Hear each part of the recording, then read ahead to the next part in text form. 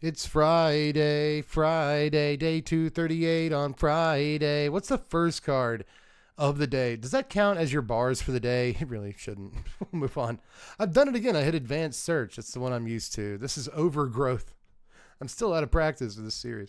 3 mana, 2 and a green for an aura that enchants a land.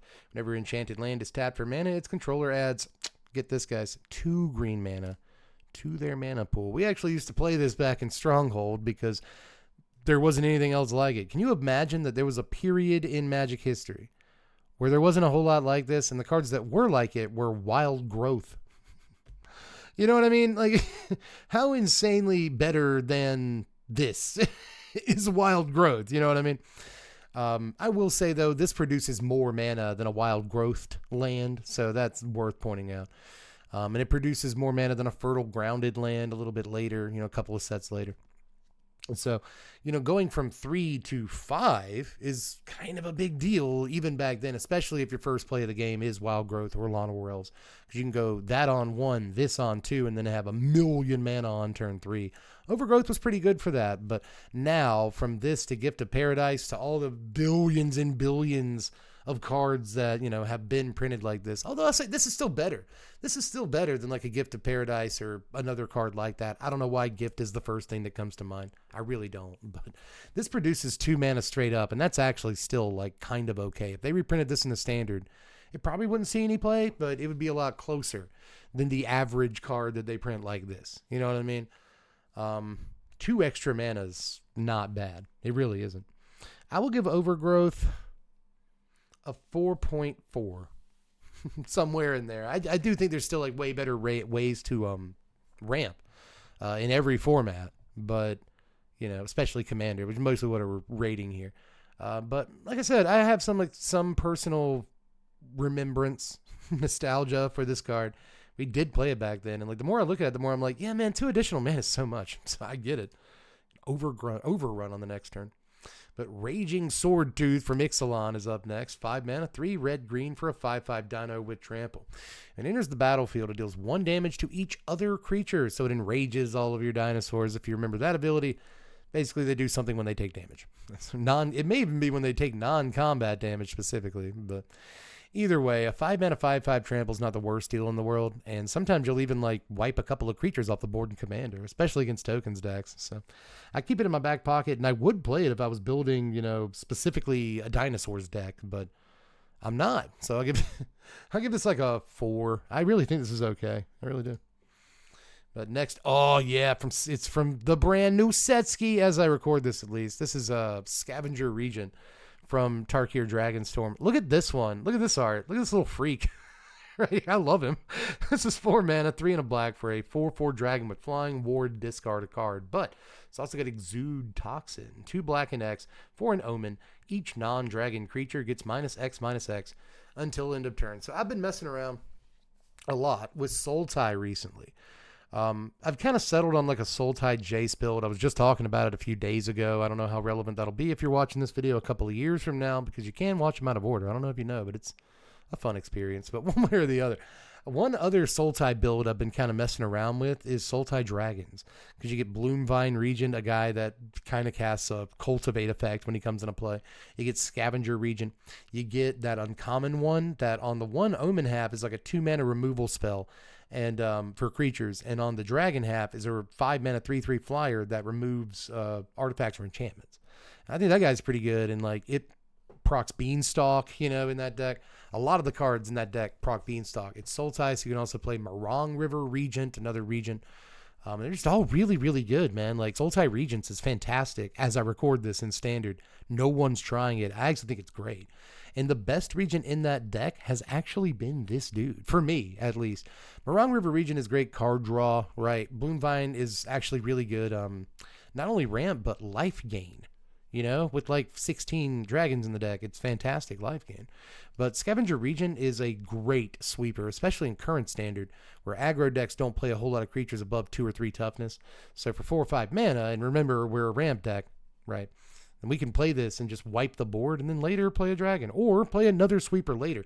The second time you draw Scavenger Regent in your mid-range deck in a game, you can usually exude for like X equals 4 or 5 and effectively cast like a Languish or even better, So I've just been having a lot of fun and success with this card and a couple of the other big dragons from Tarkir Dragonstorm. But this dude kind of flew under the radar as being like really underrated.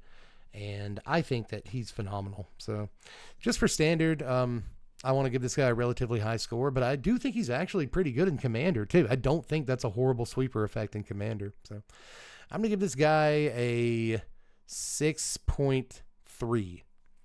Somewhere in there. I really like this dude a lot. We'll move on to Disdainful Stroke. We've done Stroke before. You know how much we like to Stroke. This is Shaper Parasite here from Planar Chaos. 3 mana, 1 and 2 blue for a 2/3 illusion with Morph, 2 and a blue. Whenever it's turn faced up, a target creature gets +2, -2, or -2, +2 till end of turn. Fun, limited effect. I did play some Planar Chaos limited. This is back when I played a lot of limited. It's exactly this, future sight Planar Chaos, that Dissension even, like around that time period. But in any case, yeah, Shaper Parasite is a card that people sort of feared in that limited environment, but that's about as far as it went. It still looks so freaky, doesn't it? It still looks so freaking freaky. But yeah, this is kind of in limited was hailed as like a blue Necrotal, like a dude that effectively blows up a dude when he kind of when he comes into play or as a combat trick. He can give himself the power of toughness boost, and that sometimes matters too. So again, this has a place in Magic history, a very, very tiny one, but I like it. This is a 2.7, something like that. It's a blue removal guy, like a body that removes a creature in blue. That you don't see it every day.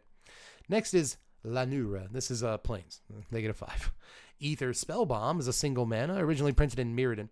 This is an artifact that you can pay a blue and sack it to return a creature to its owner's hand, or you can pay 1 and sack it to draw a card. So this was pretty prominent back in the day in the one of the first Eggs decks. I believe as a sideboard piece. I'm not sure that this saw all the main deck play, but it may have actually. Now I'm getting my lines crossed on Eggs. I'm pretty sure that this was main deckable actually, because it was a removal spell that only costs 1 mana and also could be an egg and draw the card and it go back into your hand from your graveyard so easily. And whenever you crack an artifact, do a thing. And like, it's just as far as like cheap artifacts that do a thing when you crack them, this is kind of one of the better ones of all time in some ways. So Aether Spellbomb 2 has a small place in Magic history, but this time in like a real deck, not just limited, right? So Aether Spellbomb has always been kind of better than it looks. You don't want to pay 2 mana for an unsummon, but you don't mind paying that much mana when suddenly it's also an artifact hitting the table. It's an artifact hitting the graveyard. It's a card in the graveyard. It's a permanent on the table, period. It's a spell you cast that turn for Storm. There's just a million ways to like, kind of make this better than it looks. So I will give this a 3.8, which I know doesn't sound very high after all that like pumping up I did, but it's not what it used to be. You know what I mean? So we'll move on to Smokebraider from Lorwyn here. This is 2 mana, 1 and a red for a 1/1 Elemental Shaman. You can tap it and add 2 mana in any combination of colors to your mana pool. Spend this mana only to play elemental spells or activated abilities of elementals. So a 2 mana guy that taps for 2 sounds great, but these are often restricted. And in this case, the restriction, you got to play elementals. Boo. I guess this gets you to a turn 3 Earth Elemental. Pretty terrible. There's a lot of elementals in Magic though, so I could actually see playing this guy in Commander if I slap together elementals. Like, you probably play this dude. He's like really good RAM. So narrow as he is, he does have his apps. I will give this dude a 3.6. I really will do that. Move on to Eddytrail Hawk over here. Old Eddie from Kaladesh.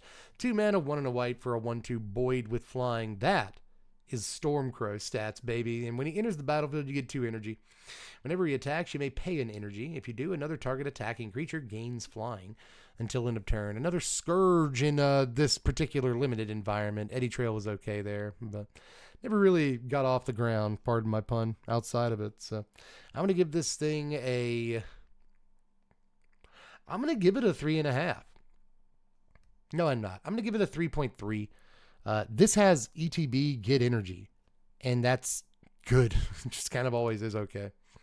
Dakkon Shadow Slayer. Love this dude, man. Love this dude. So this is a reference to Dakkon Blackblade from Legends and then later Chronicles. And that legendary creature is a dude that a lot of old school Magic players that started playing when we were 11, 12, 13, we hold him very dear to our hearts because he's really, really cool, actually pretty powerful for back in the day, and has a sick, stupid sick art. And this awesome sword, which is, reappears on this art. This is 3 mana. Esper colors for a 0 loyalty planeswalker.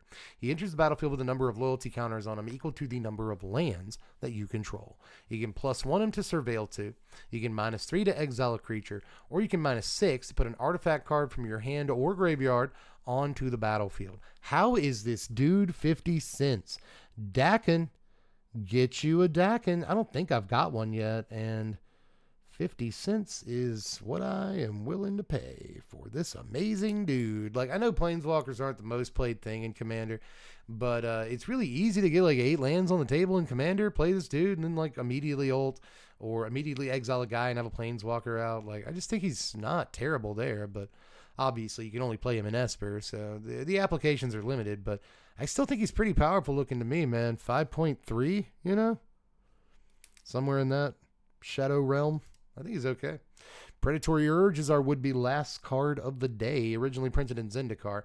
4 mana, 3 and a green, for an aura that enchants a creature. Enchanted creature has tap. This creature deals damage equal to its power to target creature. That creature deals damage equal to its power to this creature. So, cute. This costs way too much. Way too much for it to be a fight effect. If it was a bite effect, that'd be one thing, but you're telling me that I got to tap down the hugest guy on my side of the table probably to blow a dude up? I want to attack with the biggest guy on my side of the table. But, I guess this is green removal, and it ain't bad green removal. I saw this building up the mono green cube, but I still didn't pull the trigger on it despite the fact that it's relatively cheap and could take over a game of limited. I just didn't like it.